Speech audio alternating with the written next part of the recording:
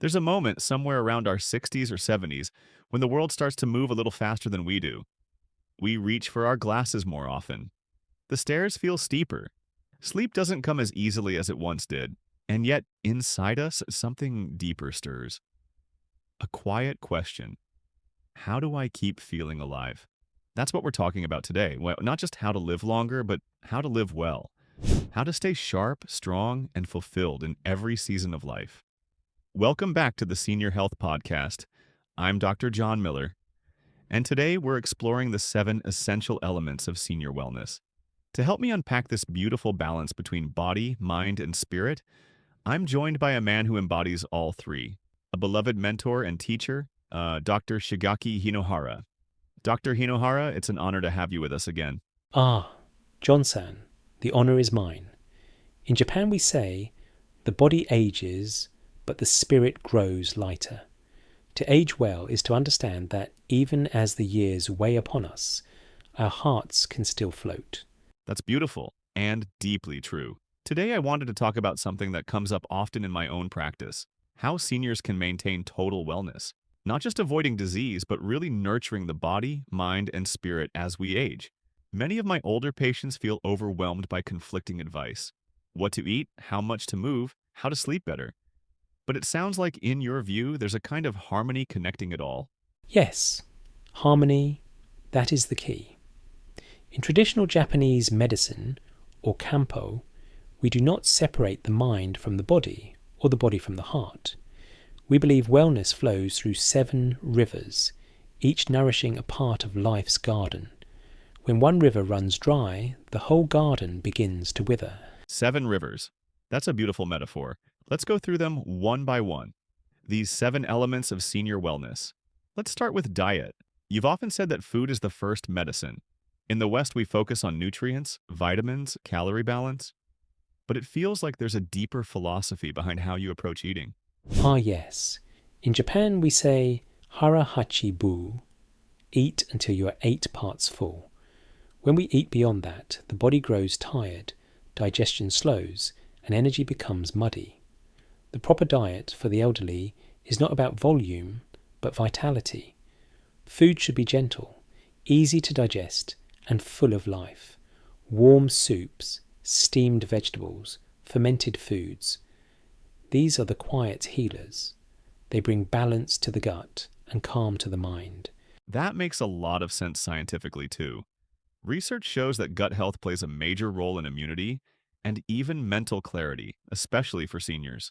I notice many of my older patients lose their sense of taste, especially for salt, and they tend to over-season their food. Ah, yes. Salt dulls the garden if it rains too long. Use herbs, ginger, turmeric, shiso leaves to bring flavour without burden. And drink milk or soy milk, not only for calcium, but for warmth.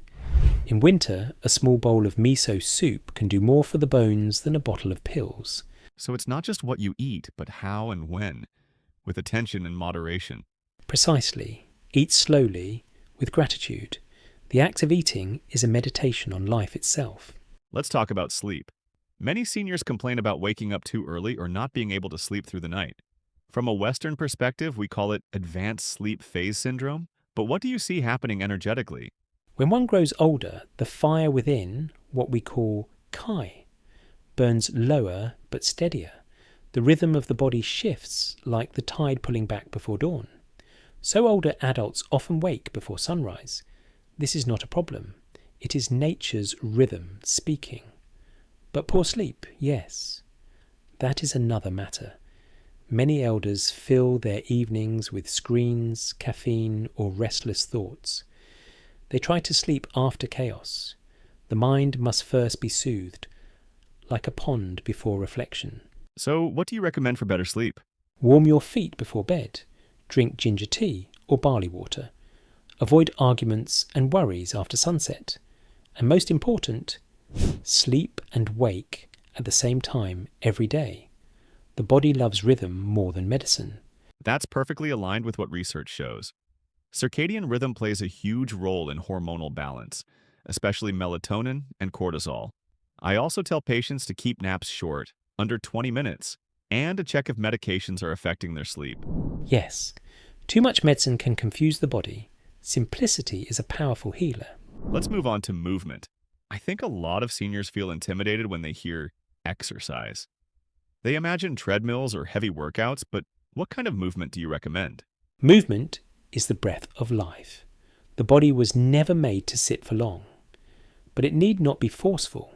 In Japan, many elders live past 100 because they keep moving, slowly, joyfully, gardening, walking, sweeping the floor, stretching with the sunrise. These are the gentle practices that keep the joints soft and the spirit young. The World Health Organization advises 150 minutes of physical activity each week. That is good. But even more important is constancy, a little every day. That's an excellent point. I often tell patients that motion is medicine for the heart, the muscles, and even the brain. Exercise reduces risk of falls, heart attacks, and dementia. Yes, but remember, Johnson, movement must bring joy. If one forces the body like a machine, the soul grows tired. Let the body dance with nature. You once told me loneliness can be more dangerous than smoking. That's a powerful statement. It is true. Loneliness eats the heart from within. A person may eat well, sleep well, and exercise. But if they do not laugh or share stories, the spirit fades. Seniors, especially those living alone, must keep ties with others, family, friends, even strangers. Community games, hobbies, volunteering, these are not mere pastimes. They are medicine for the soul. Studies confirm that social isolation increases the risk of depression, cognitive decline, even heart disease. Sometimes a good conversation is as healing as a prescription.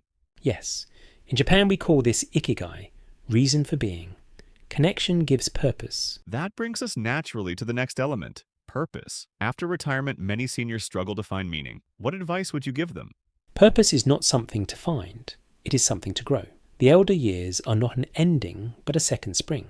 One may no longer work for money, but one can work for joy, for kindness, for legacy, volunteer, teach, plant trees whose shade you may never sit under. Purpose gives oxygen to the heart. That's incredibly profound. We often measure productivity by output, but you're saying contribution can take many forms, even storytelling or mentoring. Yes, a story shared is a life extended. Let's talk about safety. Falls, scams, home hazards, these are real dangers for seniors. How do you approach this topic without making them feel helpless? We must treat safety as compassion, not control. Make the home friendly to age. Clear paths, good lighting, handrails where needed, but also protect the heart. Many elders lose money or confidence through deceit. Family and caregivers must be the armour. That's vital. In Western geriatric care, fall prevention and scam protection are now major focuses. Physical safety and emotional safety go hand in hand. Yes, when the elder feels secure, the body relaxes. Fear itself can cause illness. And finally, identity. I think this one is the most overlooked. As people age, they often feel invisible, forgotten, or unsure of who they are without their old roles. Ah, yes. Identity is the soul's final harvest. When the mirror changes, the heart must learn to see differently. Elders carry stories, laughter, failures, lessons, all of which the world still needs. Encourage them to tell those stories, to write them down, to pass them to grandchildren. In that sharing, they find themselves again. That's beautifully said. I've seen older patients light up when they realize their experiences still matter, when their children ask for advice, or when they mentor someone younger. In this way, aging becomes not a fading, but a flowering. Dr. Hara, you've given us such a rich picture of these 7 elements. If someone listening today wanted to begin, where should they start? Start with morning light. Open the window, breathe deeply, sip warm water with lemon or ginger. Feel the body awaken. This single act resets rhythm, digestion, and spirit. Then, eat simple meals, move gently, and speak kindly. It is not complexity that heals us, it is constancy. That's wonderful advice. Western research supports morning sunlight exposure for circadian rhythm, and warm hydration does help digestion and circulation. It's a perfect bridge between modern science and traditional wisdom. Yes, East and West are not rivals, John-san. They are two eyes of the same face. One sees the body, the other the spirit. Only together can we see clearly. Let me tell you about Mrs. Aoki, a 91-year-old woman from Kyoto. She came to me after her husband passed. She said, "Sensei, I no longer have a reason to rise in the morning." So I asked her what she loved as a girl. She smiled. "I loved flowers." We began with one small plant on her balcony. Every morning she would water it, and then she planted two more. Within months her balcony became a garden, and her loneliness began to fade. Neighbours stopped to admire her blooms. She began teaching them how to care for the plants. By the following spring she said, "Sensei, I think my husband can see my flowers." You see, her heart had found its rhythm again, through purpose, connection and care. That's beautiful. It reminds me that healing often begins in the smallest daily rituals. Science can measure the benefits: lower blood pressure, better sleep, improved mood, but there's something deeper there too. Yes, healing begins when one remembers they are still needed. Let's leave our listeners with a clear plan. If you're watching or listening at home, here's how you can begin nurturing your 7 elements of wellness. Eat with awareness, less salt, more herbs, and always gratitude. Keep a rhythm. Sleep and wake at the same time each day. Move gently. Walk, garden, stretch. Daily motion matters more than duration. Connect, call a friend, share a story, join a community, find purpose. Volunteer or mentor.